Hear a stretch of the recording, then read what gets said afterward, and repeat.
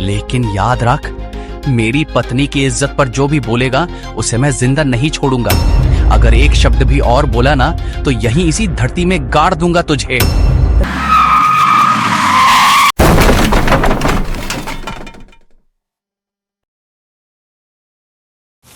अरे भैया, बरसात में गरम गरम पकौड़े ना मिले तो बरसात अधूरी लगती है। यही बात गांव वाले कहते थे और इसी बात को सच करता था रमेश का ठेला। रमेश मेहनती और ईमानदार इंसान था। सुबह से शाम तक पसीना बहाकर भी उसके चेहरे पर हमेशा एक सच्ची मुस्कान रहती थी। बरसात का मौसम उसके लिए सिर्फ ठंडी हवाओं का नहीं बल्कि मेहनत का फल चखने का दिन माना जाता था। अरे भैया, आलू प्याज के पकौड़े गरम हैं। कोई ताजा चाय भी पीना चाहता है? रमेश, आज तो बारिश भी तेरे पकौड़े खाने को बेताब लग रही है। देखो कितनी तेजी से आसमान से पानी गिर रहा है। भैया, बरसात हो या धूप, हमें बस चूल्हा जलाए रखना है। ग्राहक आए तो घर का गुजारा भी चलेगा। सही कहा, तेरी मेहनत का कोई विकल्प नहीं। गांव में तुम ही हो जो इतनी मेहनत करके रोज ये ठेला चला रहे हो। और मेहनत में मजा तभी आता है जब लोग खुश हो। तेरे पकौड़े खाकर तो मैं पूरा दिन हंसता रहता हूँ।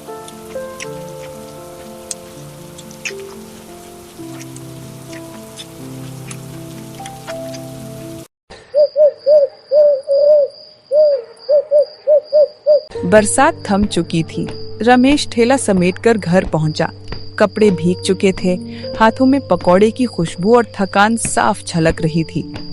माधवी दरवाजे पर खड़ी थी, जैसे इंतजार कर रही हो। आ गए आप? लो, पहले गरम चाय पी लो, भीग गए हो पूरे।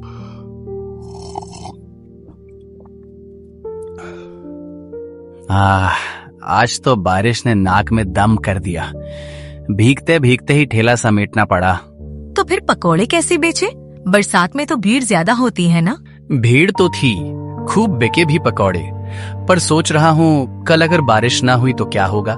रोज का भरोसा नहीं रहता। अरे काहे परेशान होते हो जी? मेहनत करने वाले का पेट कभी खाली नहीं रहता। भगवान सब देखता है। मेहनत तो कर रहा हूँ पर तन टूट जाता है माधवी। सुबह से शाम तक खड़े खड़े काम, कभी लगता है ये बोझ ज्यादा भारी हो गया है। आप चिंता मत कीजिए, खाना खाइए और फिर आराम से सो जाइए।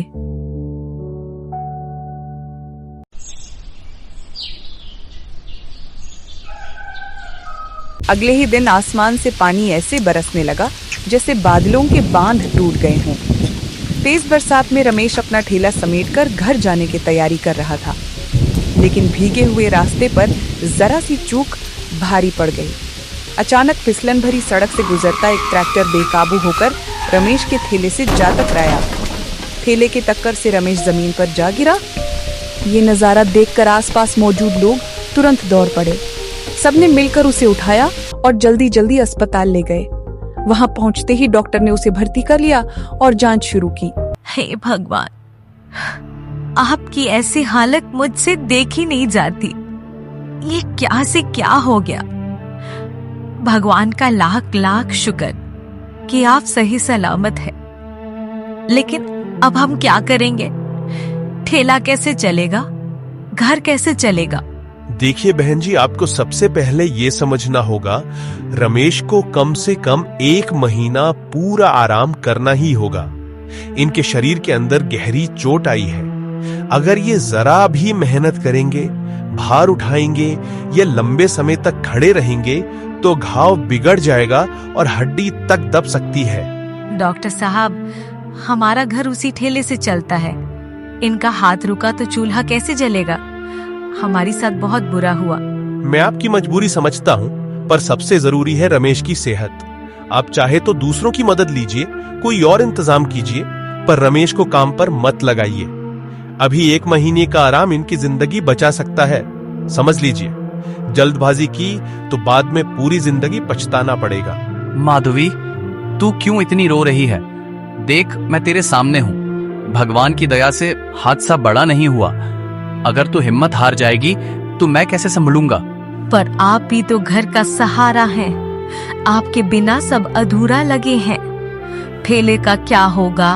कमाई का क्या होगा? अरे पगली, घर ठेले से नहीं, हमारी हिम्मत से चलता है।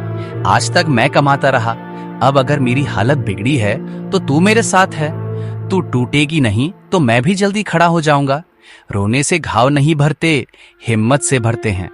रमेश की ये बातें सुनकर उसके टूटे मन को जैसे कोई सहारा मिल गया हो। डॉक्टर ने समझाया कि रमेश को कम से कम 1 महीने तक पूरी तरह आराम करना होगा। ना ठेला ना मेहनत का काम, बस दवाइयाँ और आराम। ये सुनकर माधवी का दिल और भारी हो गया, लेकिन रमेश की हिम्मत और मुस्कान ने उसे भरोसा दिलाया कि ये मुश्किल वक्त भी गुजर जाएगा। कुछ दिन बाद रमेश को अस्पताल से छुट्टी तो मिल गई, लेकिन घर लौटते ही सच्चाई सामने आ खड़ी हुई। इलाज और दवाइयों में इतना खर्चा हो चुका था कि घर की सारी जमा पूंजी जैसे धुएं में उड़ गई। रमेश, जब से तुम अस्पताल से लौटे हो, मैं हर रोज हिसाब किताब देखती हूँ। जो भी थोड़ी बहुत जमा पूंजी थी, दवा और इलाज में सब खत्म हो गई। अब तो रसोई का डिब्बा भी खाली होने लगा है। मुझे पता है माधवी, पर क्या करूं? डॉक्टर ने साफ कहा है कम से कम 1 महीने तक बिल्कुल आराम करना है। ठेले पर खड़ा होना तो दूर, ज्यादा चलना भी मना है। अगर मैं जबरदस्ती काम करने लगा तो चोट और बिगड़ सकती है। तो यही सोच रही हूँ, क्यों ना मैं ठेला संभाल लूं। पकौड़े तलना मुझे भी आता है, बरसों से तुम्हें देख रही हूँ। तेल मसाले का नाप तौल, ग्राहकों से बोलचाल, सब में सीख गई हूँ। जब तक तुम ठीक नहीं हो जाते, जिम्मेदारी मुझे उठानी होगी। आखिर घर और बच्चे मेरे भी तो हैं। तू समझते क्यों नहीं माधवी? ये काम आसान नहीं है। दिन भर आग और धुएं के सामने खड़े रहना, ग्राहकों की फरमाइश पूरी करना, बारिश धूप सहना, ये औरतों का काम नहीं। मैं नहीं चाहता कि तू भी थक थक कर बीमार पड़ जाए। तेरी सेहत से बढ़कर कुछ नहीं। और अगर मैंने कुछ नहीं किया तो बताओ आप, खाली बर्तन बचते हैं क्या? घर की जिम्मेदारी क्या मैं चुप बैठकर देखती रहूं कि सब भूखे सो जाएं? औरत के लिए आग धुआं कोई नई बात नहीं है।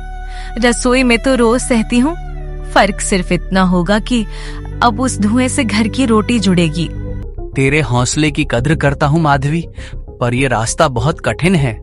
मुझ जैसे आदमी की कमर टूट जाती है ठेला खींचते खींचते। तू संभाल पाएगी?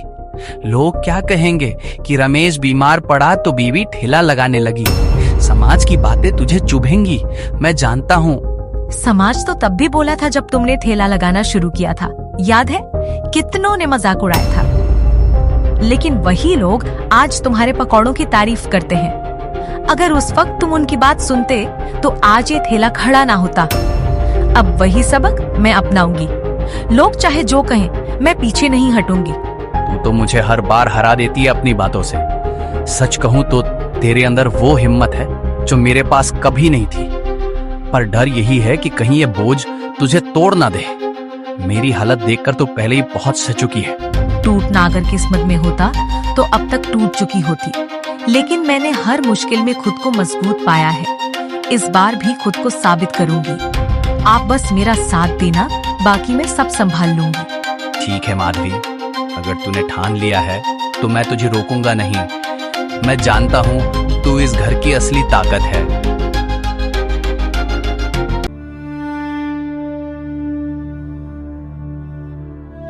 सुबह का आसमान धुंधला था, सड़कों पर कीचड़ बिखर रहा था और ठेले से उठती चाय की भाप जैसे उसकी नई शुरुआत की गवाही दे रही थी। गांव वाले इकट्ठा होने लगे। किसी को हैरानी भी, किसी को ताज्जुब और कुछ को ताना कसने का बहाना मिल गया। माधवी भाभी, सबसे पहले तो यही पूछना चाहता हूँ, रमेश भैया कैसे हैं? सुना था हालत बहुत बिगड़ गई थी। हम सब तो परेशान हो गए थे। आज आपको यहाँ देखकर थोड़ा सुकून मिला। हाँ भैया, सच कहूँ तो हालात आसान नहीं है। रमेश अभी बिस्तर पर है। डॉक्टर ने पूरा 1 महीना किसी भी काम से मना किया है। पर आप ही सोचो, घर का चूल्हा तो रुक नहीं सकता। दवाइयों का खर्च और रोज की जरूरतें सब इंतजार थोड़े ही करेंगे। इसलिए रमेश की जगह मैंने ही ठेला संभालने का फैसला लिया है। वाह रे किस्मत, आज तक तो इस मोड़ पर सिर्फ मर्दों को ठेले लगाते देखा था और अब तू आ गई। माधवी बहन, पकौड़े तलना कोई खेल नहीं है। ये धुआं, ये गर्मी, ये भागदौड़ संभाल पाएगी क्या तू? भैया, वक्त से बड़ा कोई इम्तिहान नहीं होता। जब जिम्मेदारी सर पर आती है तो औरत हो या मर्द सब संभाल लेते हैं। भूख रसोई में झांक कर ये नहीं पूछती कि आटा किसने गूंथा है। चूल्हा जलाना है तो हाथ तो मैले करने ही पड़ेंगे, और अगर रमेश की तकलीफ को हल्का करना है तो ये धुआं मेरे लिए कोई सजा नहीं बल्कि इज्जत है। बहन, सच में तेरी हिम्मत को सलाम है। रमेश की मेहनत का नाम तू आगे बढ़ा रही है, यही सबसे बड़ी बात है। 2 प्लेट पकौड़े और 1 चाय बना दे। और सुन, पैसे पूरे मत लेना, थोड़ा ज्यादा रख ले, घर की मदद होगी। हम गांव वाले तेरे साथ हैं। भैया, आपका ये साथ ही सबसे बड़ा सहारा है। पैसा तो कभी पूरा नहीं पड़ता, पर हौसला अगर मिल जाए तो जिंदगी की मुश्किलें छोटी लगने लगती हैं।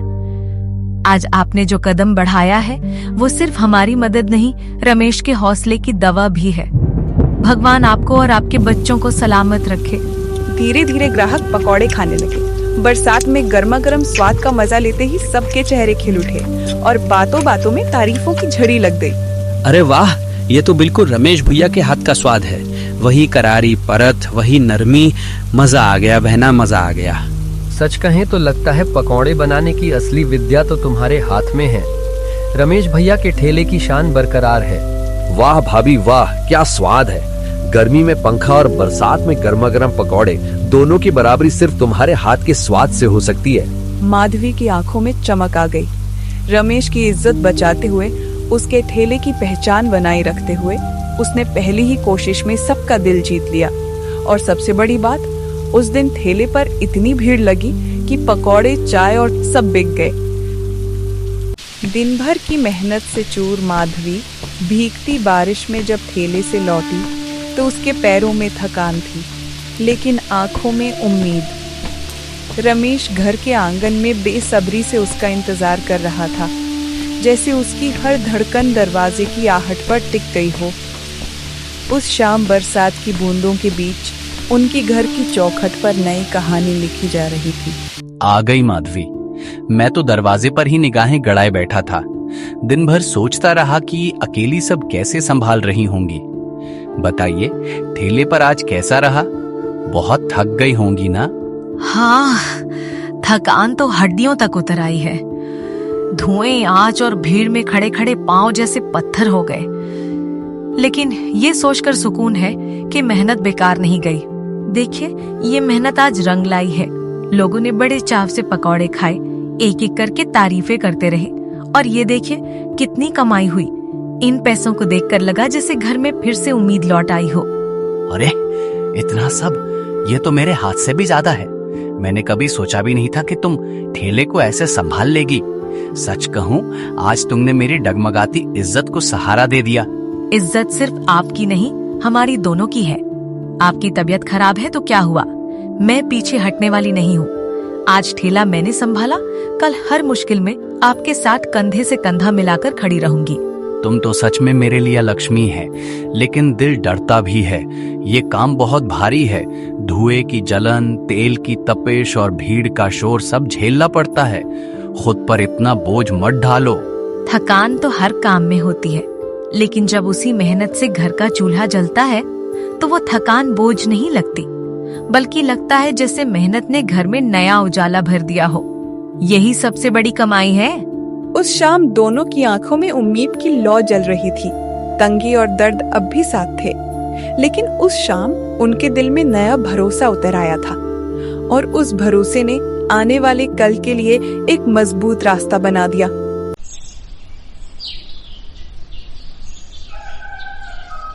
अगली सुबह जब रमेश घर के बाहर बैठा था और माधवी अंदर थी, तभी सेठ रसूखलाल गुस्से से आग बबूला हुआ वहां पहुंचता है। उसके चेहरे से साफ झलक रहा था कि अब वो उधार की रकम किसी भी हाल में वापस चाहता है। रमेश, अब बहुत हो गया। मैंने इंसानियत समझकर तुझे पैसे दिए थे, लेकिन तूने तो मानो डुबो ही दिए। इलाज करता रहा, पर लौटाने का नाम तक नहीं दिया। सेठ जी, आपकी मेहरबानी से ही मेरा इलाज हो पाया। मैं मानता हूँ कि अभी तक पैसे नहीं चुका पाया था, लेकिन आप यकीन मानिए, मैं आपकी इज्जत गिरने नहीं दूंगा। बातों से पेट नहीं भरता रमेश।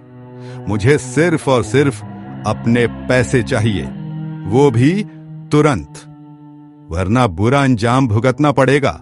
सेठ जी, गुस्सा मत कीजिए, मेरी बात तो सुन लीजिए। मैं आपको भरोसा दिलाता हूँ, आज ही पैसे आपके हाथ में होंगे। अभी देता हूँ पैसे आपको। तभी अंदर से माधवी हाथ में पैसे लेकर बाहर आती है। उसके कदमों में घबराहट नहीं थी, बल्कि आत्मविश्वास था।